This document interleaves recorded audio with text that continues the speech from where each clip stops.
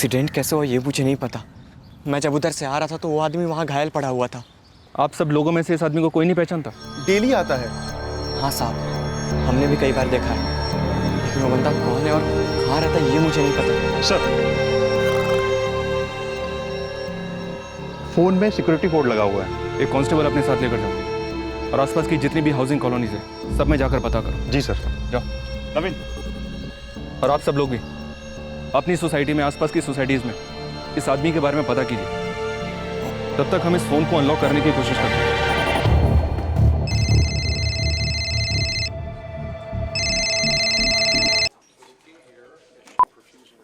Hello, कौन बोल रहा है? नरेश कहाँ है? नरेश? आप नरेश की मदर बोल रही हैं? हाँ, तुम कौन? नरेश को फोन दो। मैडम, मैं सब इंस्पेक्टर ओमकार वर्मा बोल रहा हूँ। आपके बेटे नरेश का शायद एक्सीडेंट हुआ है। कैसे? नरेश हमें शंकर मार्ग पर बेहोश पड़ा हुआ मिला था। हम उसे यहाँ डीएन दामोदर हॉस्पिटल लेकर आए हैं।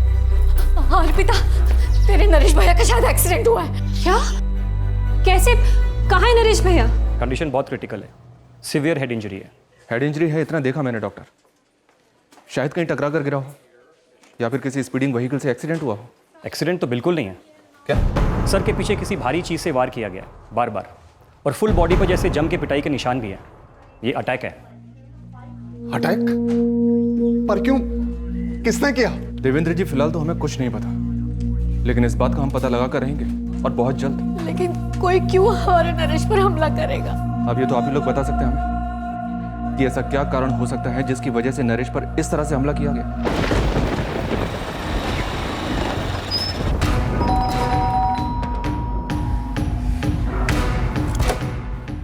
प्रदीप जी, हमारे कार्यकर्ता नरेश शर्मा पर अटैक हुआ है। क्या? कहाँ? मॉर्निंग वॉक पे घेर लिया सालों ने, बहुत पीटा है उसे। कैसा है नरेश? सीरियस है, डीएम दामोदर हॉस्पिटल में एडमिट है। एक काम करो, सारे कार्यकर्ताओं को इकट्ठा करो और हॉस्पिटल पहुंचो, हम आते हैं वहीं पर। सर, हम क्राइम सीन पर दोबारा आए हैं रीचेक के लिए। कोशिश करें पता करने की, किसी और ने शायद कुछ देखा हो। ठीक है ओमकार, लगे रहो, मैं हॉस्पिटल पहुंच रहा हूँ। विक्टिम जन जागृति पार्टी का कार्यकर्ता है। उनके एमएलए प्रदीप जी का मुझे कॉल आया था। आरोपों की गोलियां चलने लगी है। प्रदीप जी, हमें भी बस उतना ही मालूम है जो पुलिस ने हमें बताया। शंकर मार्ग पर नरेश बेहोश मिला किसी आदमी को। उसी ने पुलिस को फोन करके बुलाया। देवेंद्र जी, हमारे बुजदिल अपोजिशन वालों ने अपनी औकात दिखाई है नरेश पे इस तरह हमला करके, लेकिन आप बिल्कुल चिंता मत करिए, नरेश पूरी तरह ठीक होकर वापस आएगा। प्रदीप जी, हमारी एक टीम शंकर मार्ग पर मौजूद है। वो लोग सबूत इकट्ठा कर रहे हैं। हमलावर प्रोग्रेसिव फ्रंट पार्टी के गुंडे हैं इंस्पेक्टर साहब। आप इनके लीडर रमाकांत दीक्षित को उठवाइए, ये उसके ही बंदों का काम है। जैसे ही नरेश को होश आता है हम उसका स्टेटमेंट लेंगे और तुरंत एक्शन लिया जाएगा। जब तक हमारे नरेश को होश आएगा और आप एक्शन लेंगे ना, तब तक रमाकांत एक्शन ले चुका होगा, भगा चुका होगा अपने बंदों को कहीं और। अभी मौका है, वक्त है, वेस्ट मत कीजिए। सर जी, क्या हुआ शब? नरेश नहीं रहा।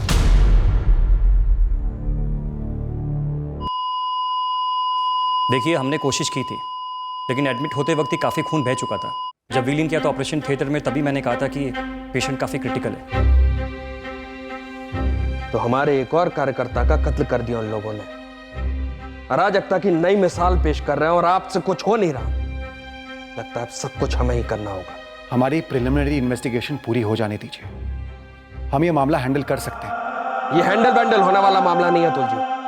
मैं कह रहा हूं अभी जाकर आप रमाकांत दीक्षित को अरेस्ट कीजिए। उसके गुंडे हमारे कार्यकर्ताओं को चुन चुन कर मार रहे हैं। डिपार्टमेंट में जितने भी ऑफिसर्स ने लीव एप्लीकेशन दी है सब कैंसिल कर दो और सबको बंदोबस्त ड्यूटी पर लगा दो। एक भी सेंसिटिव एरिया छूटने ना पाए। मैं रमाकांत दीक्षित से बात करता हूँ। सर, हमने अपनी प्रिलिमिनरी इन्वेस्टिगेशन शुरू कर दी है और मैंने प्रदीप जी को भी कन्विंस कर लिया है कि बॉडी का पोस्टमार्टम करवाना ही पड़ेगा।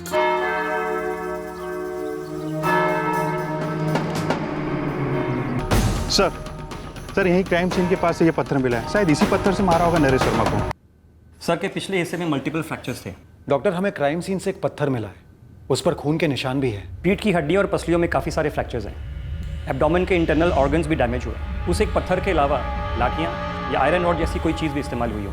अटैक का मकसद तो मर्डर ही था, इसमें कोई दोहराई नहीं है, पर अब ये पॉलिटिशियंस अपने मकसद से इन्वेस्टिगेट करवाना चाहते हैं। रमाकांत दीक्षित जी, आपकी बात मैं पूरी तरह से समझ रहा हूँ, लेकिन आपको भी मुझे भी क्या एसपी साहब, देखिए जो अटैक हुआ वो हमने नहीं करवाया। मैंने अभी अपने पार्टी वर्कर्स से बात की। उनका कहना है कि वो इस नरेश शर्मा को जानते थे, था जन जागृति पार्टी का कोई कार्यकर्ता, लेकिन इतना कोई बड़ा तोप नहीं था। ऐसे मामूली कार्यकर्ता को मरवाना, इनफैक्ट किसी को भी मरवाना हमारे पार्टी का स्टाइल नहीं। एसपी साहब, आप जानते हैं हमारी पार्टी प्रोग्रेसिव फ्रंट एक शांति पसंद पार्टी है। हाँ, मैं जानता हूँ दीक्षित जी, आप जिस पोजीशन पर हैं वहां पर आप अपने हाथों को रंगना नहीं चाहेंगे। वो प्रदीप सिंह हमारी पूरी पार्टी को रंगना चाहता है। अगर उसके पार्टी का कोई कार्यकर्ता हार्ट अटैक से भी मर जाए ना, तो भी हम पे ही उंगली उठाएगा। आप अपने इन्वेस्टिगेटिव ऑफिसर से कहिए कि इस प्रदीप सिंह के भड़कावे में ना आए। एक बैलेंस्ड अप्रोच होना चाहिए, एक संतुलित रवैया रखिए। ये कोई पहली बार नहीं है जब हमारे कार्यकर्ताओं पर हमला हुआ हो या किसी की हत्या हुई हो, और यही गुंडागर्दी प्रोग्रेसिव फ्रंट पार्टी की राजनीति का मूलभूत सिद्धांत है। लेकिन इस बार हम चुप नहीं रहेंगे। इस केस में हमारे लिए एक संतुलित रवैया रखना पेचीदा मामला था। नरेश शर्मा एक पॉलिटिकल वर्कर था और उसकी हत्या में राजनीतिक पहलुओं का उठना स्वाभाविक था। माहौल काफी तंग था और हिंसा भड़क उठने की संभावना किसी भी वक्त असलियत में बदल सकती थी। निजी जीवन में नरेश शर्मा एक ऑनलाइन ट्रैवल वेबसाइट में बतौर पीआर मैनेजर नौकरी करता था। पूरे हरिनाथ लेन में हमारे और सिर्फ हमारे झंडे लहराने चाहिए। और साथ ही नरेश जन जागृति पार्टी का एक सक्रिय कार्यकर्ता था, ग्रास रूट लेवल का। और साइबर स्पेस में भी नरेश काफी एक्टिव था। अपनी पार्टी का पक्ष सोशल मीडिया पर बखूबी रखता था। यार, तुमने डिबेट में मेन मुद्दा तो मिस ही कर दिया। एक काम करो, मेरे बीच की पोस्ट चेक करो, फिर बात करते हैं। नरेश, मेरा हिसाब तो ये कहता है कि कम से कम 20,000 लोग तो आएंगे ही आएंगे। ग्राउंड का साइज देखिए, 20,000 लोग भी कम पड़ेंगे। 40,000 लोग जब ग्राउंड में जमा होंगे तो ही रैली ग्रैंड लगेगी। आपने दिल की बात छीन ली प्रदीप। ऐसे कमिटेड कार्यकर्ता की हत्या से बवाल तो मचना ही था।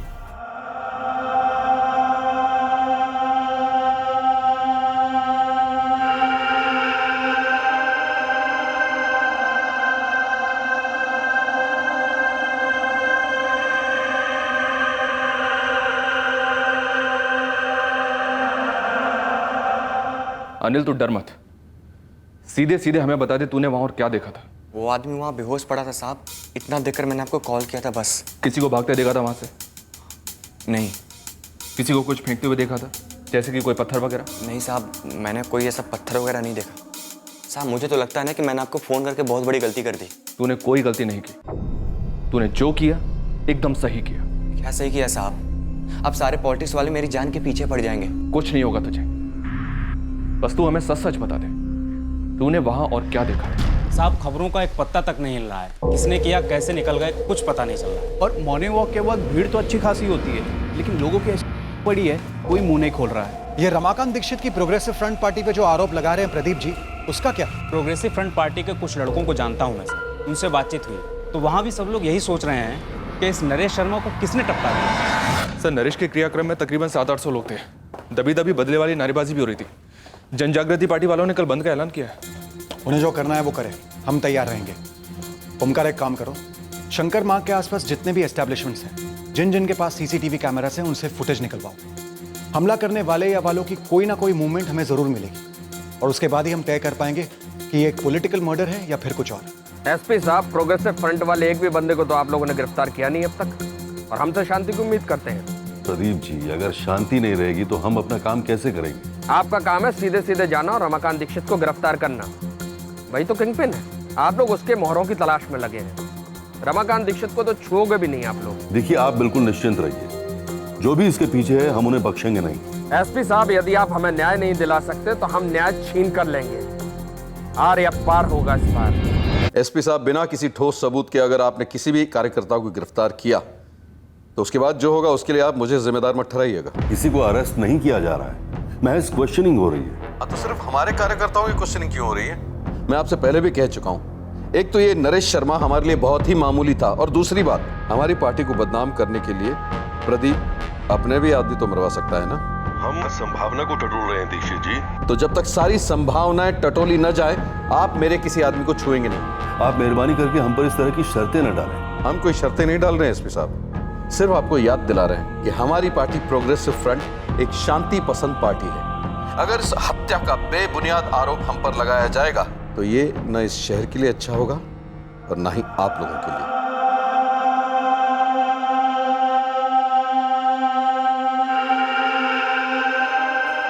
माँ, पापा, मैं स्कूल जा रही हूँ।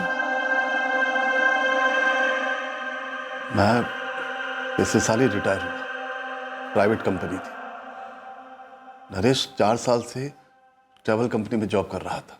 नरेश की पहले से ही पॉलिटिक्स में दिलचस्पी थी, हमें पता था वो जन जागृति पार्टी के साथ जुड़ा हुआ था।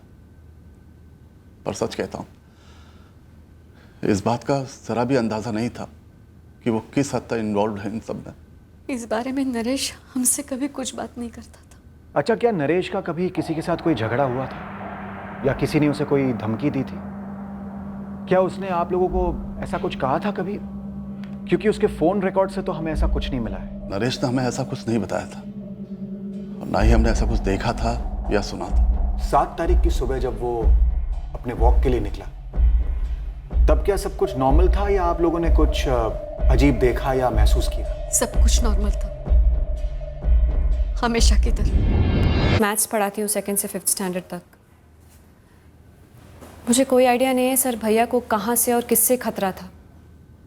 हाँ, वो पॉलिटिकली एक्टिव थे, लेकिन मेरे से और माँ पापा से इस टॉपिक पर कुछ खास डिस्कस नहीं करते थे। अर्पिता, तुम्हारे नरेश भैया जिस पार्टी से जुड़े थे, जन जागृति पार्टी, वो पार्टी उनकी अपोजिट पार्टी प्रोग्रेसिव फ्रंट पर आरोप लगा रही है।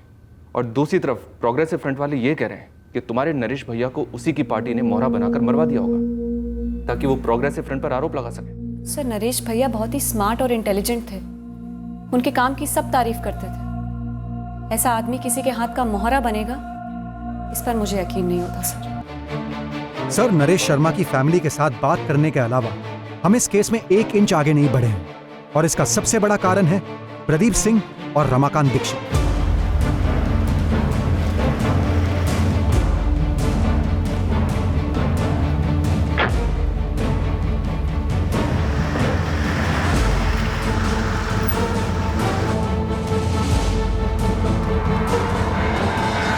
सर, हर रोज दोनों पार्टी के बाहुबली धमक जाते हैं और अपनी प्राइवेट इन्वेस्टिगेशन के बेसिस पर एक नई सस्पेक्ट लिस्ट थमा जाते हैं। और उनकी तसल्ली के लिए अगर हम 2-4 लोगों की क्वेश्चनिंग कर भी लेते हैं सर, तो भी जीरो इन्फॉर्मेशन निकलती है। क्या आप लोग क्लियर है कि ये एक पॉलिटिकल किलिंग नहीं है? सर, हम दावे के साथ तब तक कुछ नहीं कह सकते जब तक हम इस इन्वेस्टिगेशन में डीप नहीं जाते, और हम तब तक डीप नहीं जा सकते जब तक हम पर ये पॉलिटिकल प्रेशर बना रहेगा। तो प्लान ऑफ एक्शन क्या है तुम्हारा?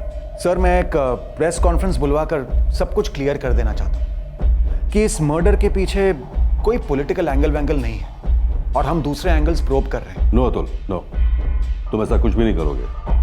प्रेस कॉन्फ्रेंस बिल्कुल नहीं होनी चाहिए, सोशल मीडिया पर भी कुछ नहीं। हो सकता है मामला और भड़क जाए और बैठे बैठे कम्युनल प्रॉब्लम सर पर आ जाए। हमें इस मामले की तह तक जाने के लिए इस पॉलिटिकल प्रेशर से बाहर निकलना ही होगा, नहीं तो हम उनके कहने पर इसी तरह गोल गोल नाचते रहेंगे। हमें कोई दूसरा रास्ता इख्तियार करना होगा। 2 टीम्स एक ही केस पर काम करेंगी, ये सही रहेगा सर? अभय, तुम और ओमकार एक साथ मिलकर इस केस के सारे एंगल्स को अच्छी तरह एक्सप्लोर करोगे। सर। I told you. जी सर। क्योंकि तुम प्रदीप सिंह और रमाकांत दीक्षित के साथ डील करते आए हो, तुम उन्हें एंगेज करते रहो और देखो पॉलिटिकली कोई रिमोट सा भी एंगल बनता है या नहीं। Okay sir. इस तरह हम शहर में टेंशन को भी काबू में रखेंगे और केस में भी आगे बढ़ते रहेंगे। जिसने भी नरेश शर्मा को मार डाला है, उस अटैकर को ट्रैक डाउन करके ही दम लेंगे। Alright sir.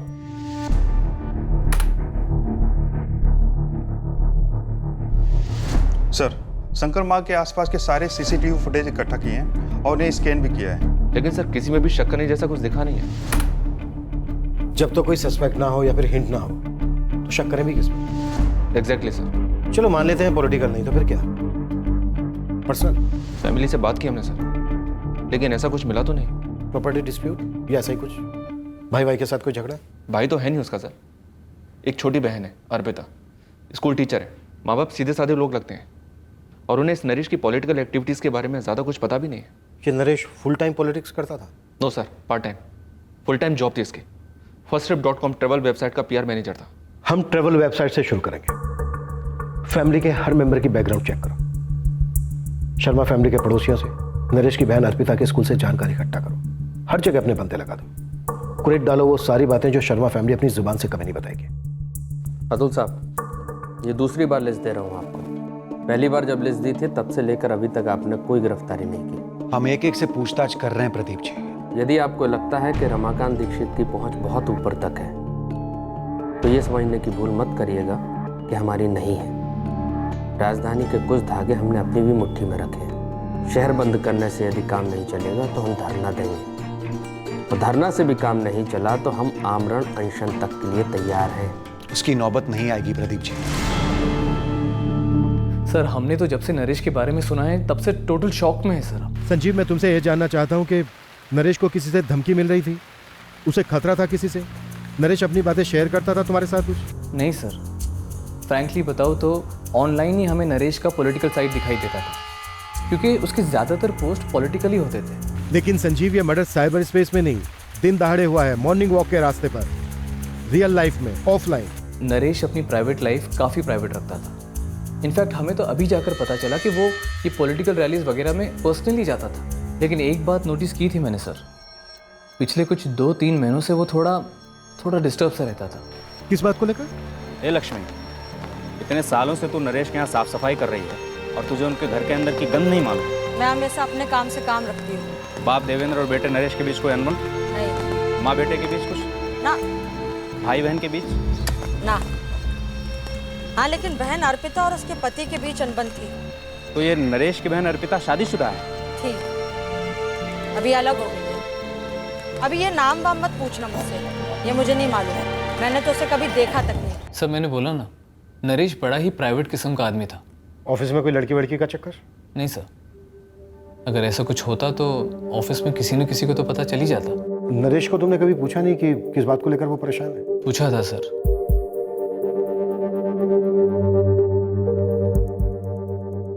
क्या बात है नरेश, कुछ परेशानी? हाँ,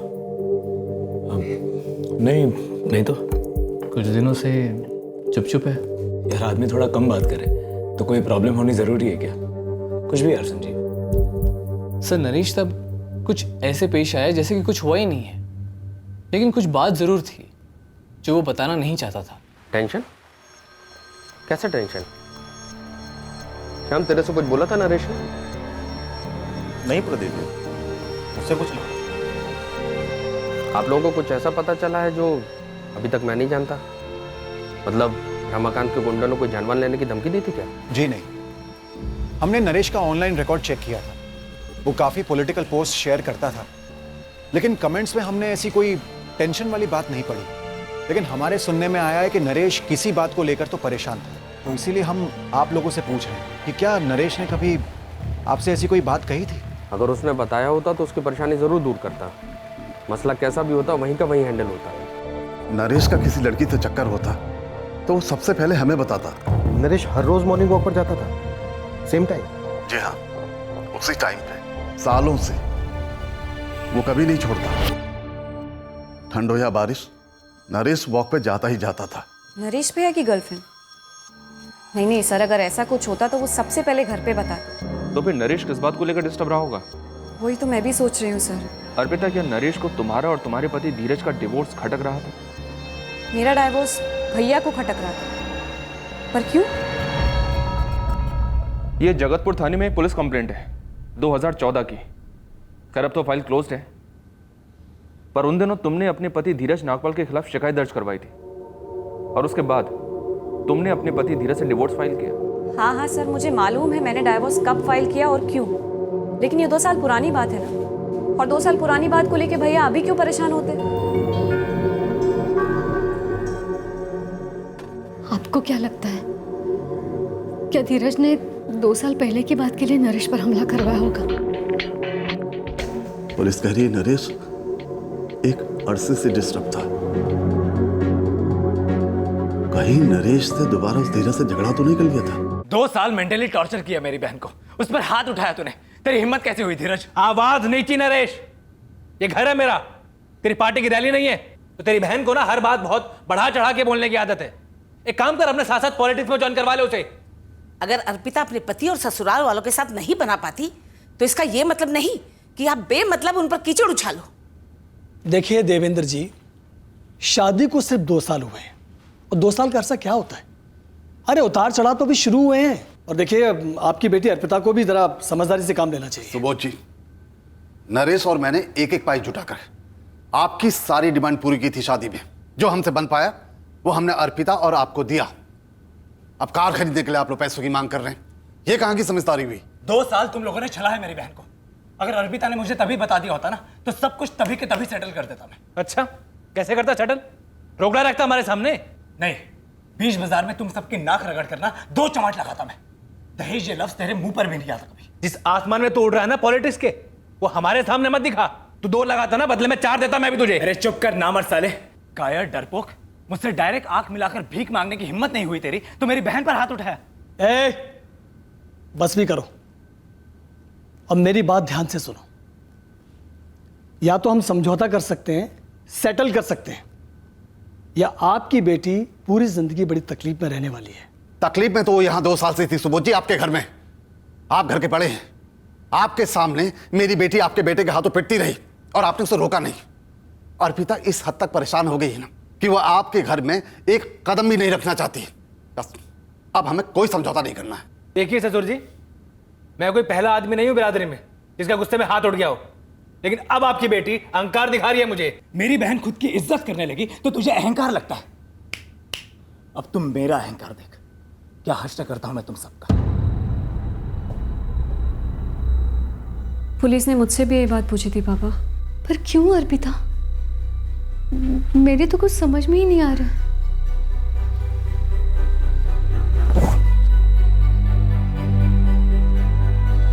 नहीं सर, मैं नरेश को 1 महीने पहले ही मिला था। तब तो उसने कुछ भी मेंशन नहीं किया था। हेमंत, तुम नरेश के बचपन के दोस्त हो?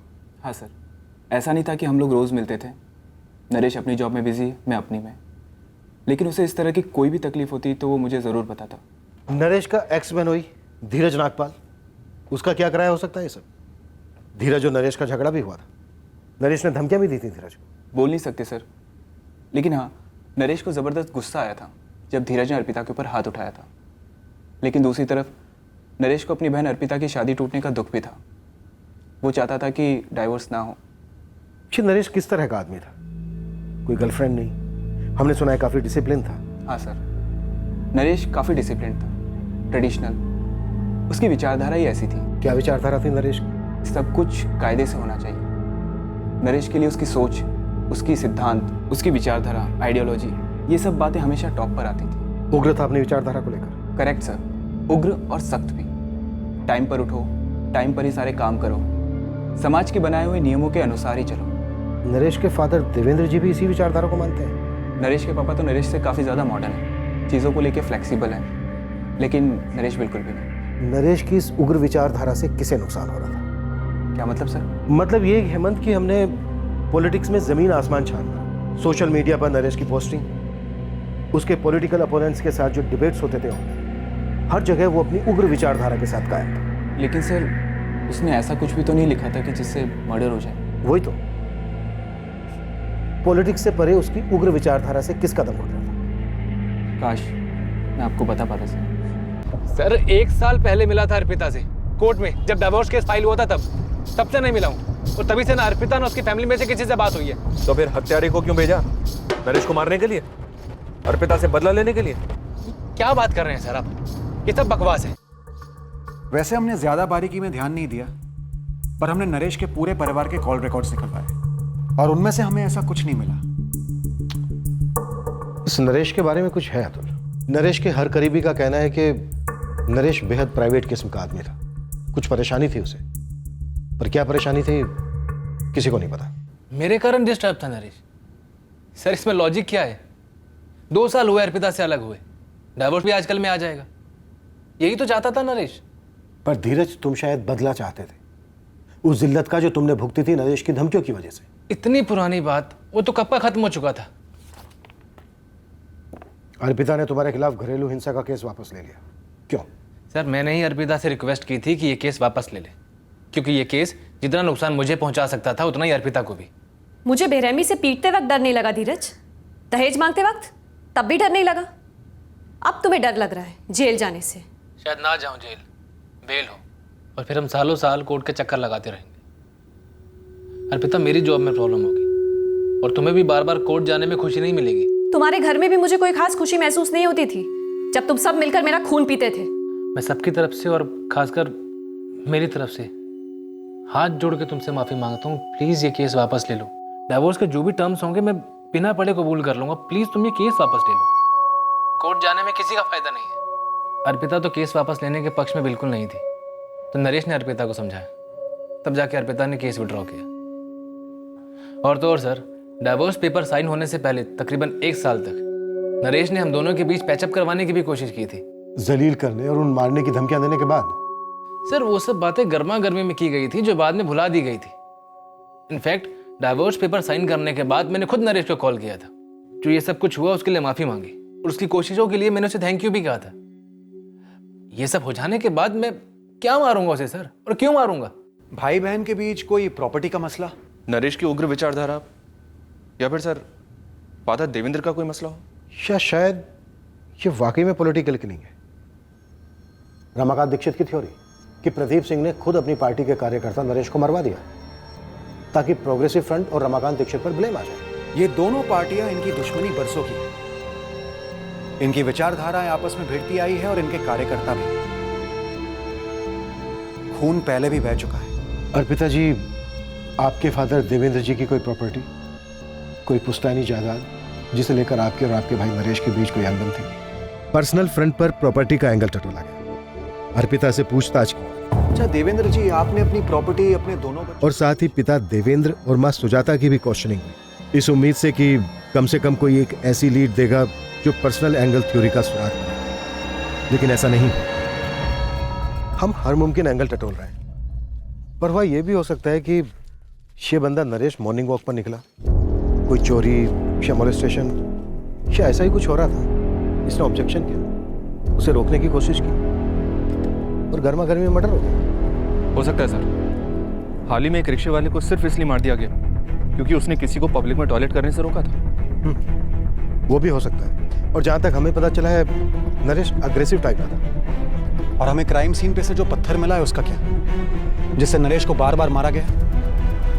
शायद वो पत्थर अटैकर ने यहीं रास्ते से उठाया। लेकिन नरेश को तो डंडे से भी पीटा गया था। डेफिनेटली 1 से ज्यादा लोग रहे होंगे।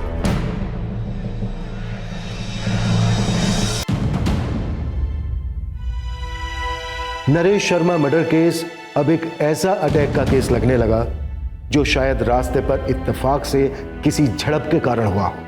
ये हमलावर कौन थे, इसका राज इन्वेस्टिगेशन के पूरे 1 महीने बाद भी बना रहा। मॉर्निंग वॉकर से दोबारा से बात की गई, बार बार क्वेश्चनिंग हुई, साथ ही आसपास की सारी एस्टेब्लिशमेंट्स में भी क्वेश्चनिंग हुई, इस उम्मीद से कि कोई तो आगे आकर एक छोटा सा सुराग दे दे। अब पॉलिटिकल मर्डर होने की संभावना दोबारा से मजबूत लगने लगी, पर कोई ठोस सुराग हाथ नहीं लग रहा था जो किसी मास्टरमाइंड की तरफ इशारा कर सके। सर, फिलहाल दोनों पार्टीज अलग मसलों में बिजी हैं, टेंशन कम है शहर में, लेकिन केस वहीं 0 लेवल पर ही है। सर, हमें लगता है कि यह वाकई एक रैंडम सा अटैक था और हमलावरों की किस्मत अच्छी थी कि उन्हें किसी ने देखा नहीं। शायद ऐसा हुआ हो, लेकिन उन हमलावरों को अरेस्ट करना बेहद ज़रूरी है ऑफिसर्स, क्योंकि ये पॉलिटिकल पार्टीज के बीच की चिंगारी कभी बुझती नहीं है। पता नहीं कब पलटवार प्लान करेंगे ये जन जागृति पार्टी वाले। सर, वैसे तो हर पर्सनल एंगल को टटोला गया है, लेकिन एक सवाल का जवाब अभी तक नहीं मिला है। कत्ल के 2-3 महीने पहले से नरेश इतना परेशान क्यों था? ऐसा तो हो ही नहीं सकता कि किसी को जवाब मालूम ना हो। कोई जानबूझकर बोल नहीं रहा है, और यही शायद तुम लोगों की नीड है। बेहद प्राइवेट किस्म का था ये आदमी नरेश शर्मा।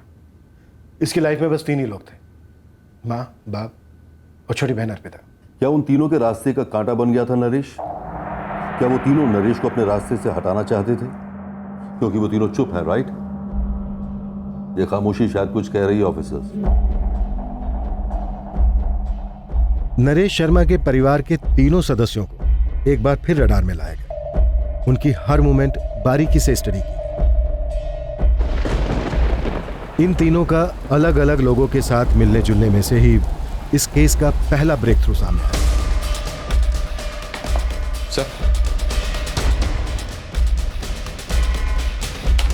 सर, ये नरेश के बारे में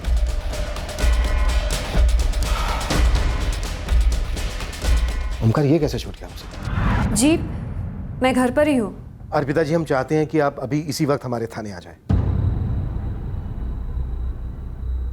क्या है ये? पढ़ लीजिए।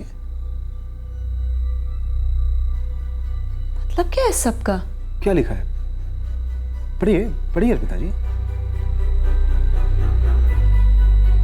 वो वॉक के लिए निकल चुका है। कौन वॉक के लिए निकल चुका है? वही जो कभी मॉर्निंग वॉक मिस नहीं करता, आपके नरेश भैया। जी नहीं। 7 जुलाई को 6:35 पर यह मैसेज आपने चैट ऐप से विक्रम प्रसाद को भेजा। और हम जानते हैं ये विक्रम प्रसाद आपके स्कूल में एडमिन ऑफिसर है। हम और भी बहुत कुछ जानते हैं अर्पिता जी।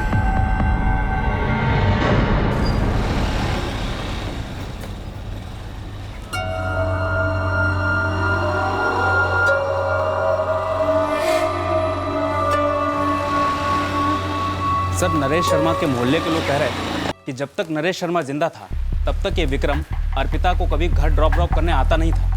अब आता है बिंदास, इसीलिए मुझे लगा कुछ होगा शायद। एक्चुअली सर, अर्पिता के फ़ोन रिकॉर्ड्स में विक्रम का नंबर दिखा तो था, लेकिन विक्रम का लिंक नरेश के मर्डर के साथ होगा तब ऐसा लगा नहीं था। हमने पहले आपके चैट ऐप के डिटेल्स निकलवाए नहीं थे। तो कहिए अर्पिता जी, क्या वजह थी कि आपने ये इन्फॉर्मेशन अपने स्कूल के एडमिन ऑफिसर विक्रम प्रसाद के साथ शेयर की कि आपके नरेश भैया सुबह 6:35 को वॉक के लिए निकलने वाले हैं, और उसके चंद मिनटों बाद ही आपके नरेश भैया पर जानलेवा हमला हुआ?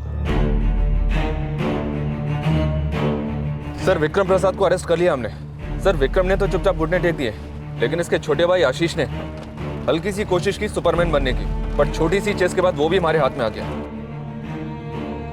देवेंद्र और सुजाता शर्मा को शॉक लगा ये जानकर कि उनकी अपनी बेटी उनके बेटे की मौत का कारण है। एक बहन एक भाई के कत्ल के पीछे। नरेश शर्मा के मर्डर में दूर दूर तक कोई पॉलिटिकल एंगल नहीं। धीरज ने वादा किया है अर्पिता, फिर कभी हाथ नहीं उठाएगा तुम पर। अपनी गलतियों को सुधारना चाहता है वो। कितनी बार कहूं नरेश भैया, मुझे धीरज के साथ एक और सेकंड नहीं बिताना। डाइवोर्स के लिए फाइल कर रही हूं मैं। नरेश, इस मामले में मैं अर्पिता के साथ हूं। पापा, 2 साल कम नहीं होते। पूरे 2 साल अर्पिता ने चू तक नहीं की। क्यों नहीं बताया हमें कि क्या चल रहा था वहां पर? बात तब के तब सही कर देते, बात यहां तक पहुंचती ही नहीं। तो क्या मैंने कोशिश नहीं की एडजस्ट करने की? अरे मैं नहीं चाहती थी कि अपना दुखड़ा लेके मायके आऊं। मेरी भी अपनी गरिमा है, इज्जत है। मैंने सहन किया, लेकिन जब बर्दाश्त के बाहर हो गया अपने घर आ गए। लेकिन आप सब पे बोझ नहीं बनूंगी मैं। अपने पैरों पे खड़ा होना है मुझे। अर्पिता, सिर्फ पैरों पर खड़ा होना काफी नहीं होता। इस समाज में, बिरादरी में सर उठाकर खड़ा होना पड़ता है। इस डिवोर्स के बाद ना तुम्हारे लिए वो आसान नहीं होगा। भैया, वो मैं अपना देख लूंगी। जो भी प्रॉब्लम्स आएंगी मैं उनके साथ डील कर लूंगी। ये जो तुमने स्कूल में जॉब पकड़ा है, सिर्फ ये बात साबित करने के लिए ना कि तुम अपने पैरों पर खड़ी हो सकती हो? हाँ और ना। हाँ इसलिए क्योंकि मैं अपने पैरों पर खड़े होना चाहती हूँ, इस घर में कुछ कंट्रीब्यूट करना चाहती हूँ। और ना इसलिए भैया क्योंकि मुझे आपको कुछ साबित वाबित नहीं करना है। मेरे लिए बस मेरी फ्रीडम, मेरी सेल्फ रिस्पेक्ट काफ़ी है। रिस्पेक्ट सबकी बनी रहेगी अर्पिता, अगर तुम धीरज के साथ सुलह कर लोगी। मैंने धीरज को डाइवोर्स पेपर्स भेज दिए हैं भैया। पेपर्स हैं, फाड़े जा सकते हैं, लेकिन रिश्ते इतनी आसानी से तोड़े नहीं जाते अर्पिता। और खासकर तब जब धीरज सुधर गया है, माफी मांग रहा है तुमसे। अर्पिता, समाज में शादी की ना अहमियत को समझो, अपने औरत होने के रोल को समझो। और तुम अपना घर बनाना चाहती हो या तोड़ना? भैया, आप अपना लेक्चर, ये ज्ञान जाके अपनी पॉलिटिकल पार्टी की उन क्रांतिकारी औरतों को दीजिए, मुझे नहीं। उन्हें समझाइए औरतों का रोल वगैरह, लेकिन मेरे निजी मामलों से कोसों दूर रहिए। कोई विक्रम प्रसाद है, स्कूल में क्लरिकल पोजीशन पर जॉब करता है वो। कई बार अर्पिता और उसे मैंने साथ में देखा है। तो क्या हुआ बेटा? अर्पिता कुछ गलत नहीं कर रही है, उसकी निजी जिंदगी है। उसकी निजी जिंदगी है और हमारी कोई जिंदगी नहीं है। संस्कार वंस्कार कुछ नहीं है, इज्जत आबरू कोई मायने नहीं रखते। माँ, जिस तरह से होटल में बैठकर वो दोनों बात कर रहे थे ना, वीडियो बनानी चाहिए थी मुझे आप दोनों को दिखाने के लिए। मन तो कर रहा था कि वही 2 खींच के दो।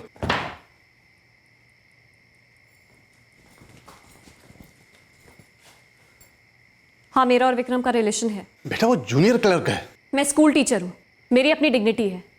विक्रम की भी अपनी जॉब है, इसलिए उसकी भी अपनी इज्जत है। प्यार करता है वो मुझसे। धीरज अब भी तुम्हारा वेट कर रहा है अर्पिता। भैया, इतना प्यार आता है धीरज पे तो आप खुद क्यों नहीं कर लेते उससे शादी? अर्पिता! भैया, ये गर्मी आप सोशल मीडिया पर दिखाइए, मेरे सामने नहीं।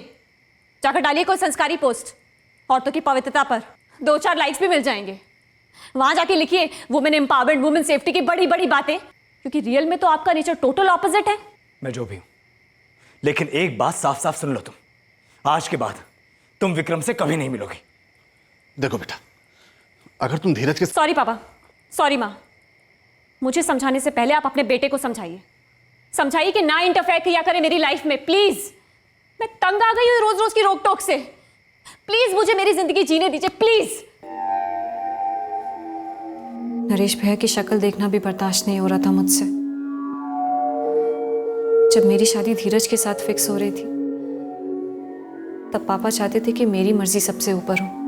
पापा चाहते थे कि मैं और धीरज मिले, अगर मुझे पसंद आए तो ही बात आगे बढ़े, लेकिन भैया से ये बर्दाश्त नहीं हो। बहुत हंगामा किया उन्होंने, कहा कि अर्पिता को मिलने की क्या जरूरत है, सब ठीक तो है, बस जल्दी से फिक्स कर दो। लेकिन जब मेरे और विक्रम के रिश्ते को तोड़ने पर तुल गए, कुछ टूट सा गया मेरे अंदर। बस बर्दाश्त नहीं कर पा रही थी मैं। तो इस मर्डर का प्लान 7 जुलाई से काफी पहले बना था? जी।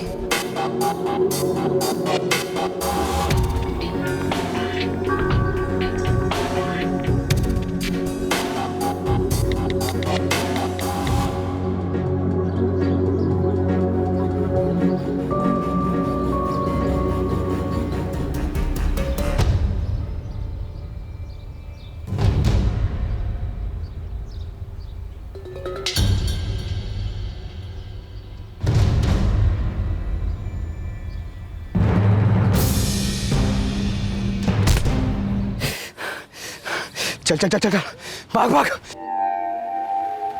एक बार और सोच लो अर्पिता, मर्डर रिस्की होगा।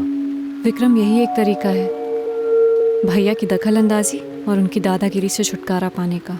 वैसे एक बंदा है पेशेवर, मैंने बात की है उससे, काम तो कर देगा पर कॉस्टली होगा। कितना? 4 लाख रेट है उसका। 75,000 है मेरे पास, बाकी का मैं बाद में किश्तों में चुका दूंगी। और वैसे भी पापा शायद भैया के नाम के एफडीज मेरे नाम कर देंगे। मेरे पापा ने मुझे कभी इतना डोमिनेट नहीं किया जितना नरेश भैया ने। उनकी विचारधारा को हिला के रख देती थी मेरी आज़ादी। हमेशा मुझे ताना मारते रहते थे कि ये डाइवोर्स मेरी ज़िंदगी बर्बाद कर देगा। और जब मुझे विक्रम से प्यार हुआ, मैंने खुद उसे अपना लाइफ पार्टनर चुना,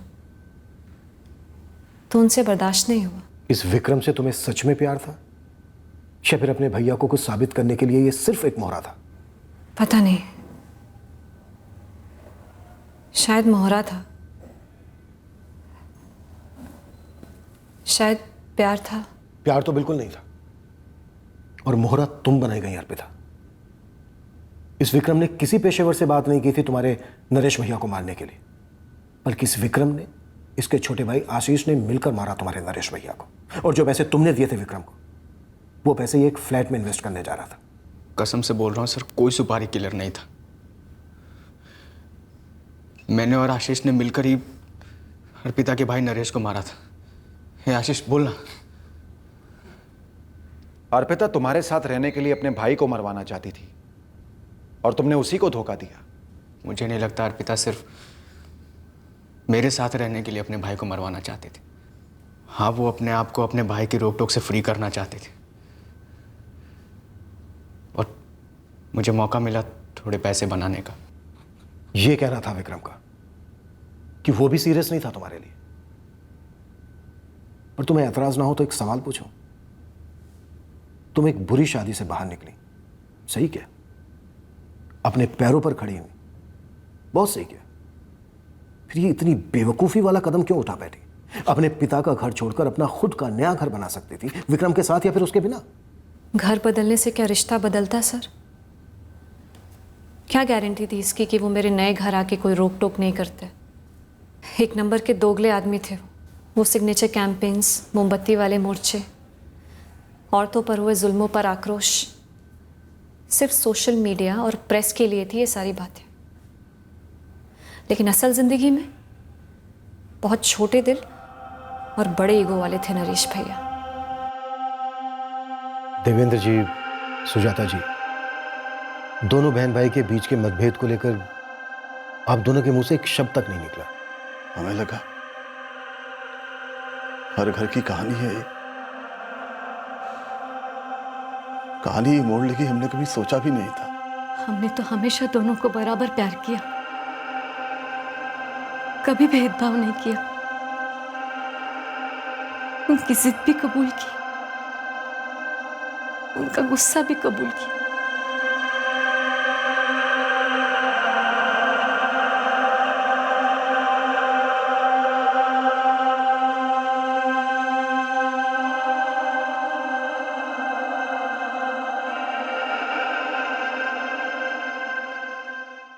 किसी को डोमिनेट करना, अपनी सोच और विचारधारा उस पर थोपना, एक समय के बाद डोमिनेट करने वाले पर ही भारी पड़ जाता है।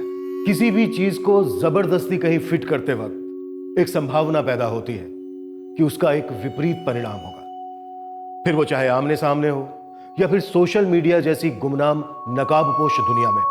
यह बिल्कुल जरूरी नहीं है कि हर कोई आपकी राय या अनुभवों का मोहताज हो। जियो और जीने दो। हर किसी को खुद अपना रास्ता चुनने का हक है। जय हिंद।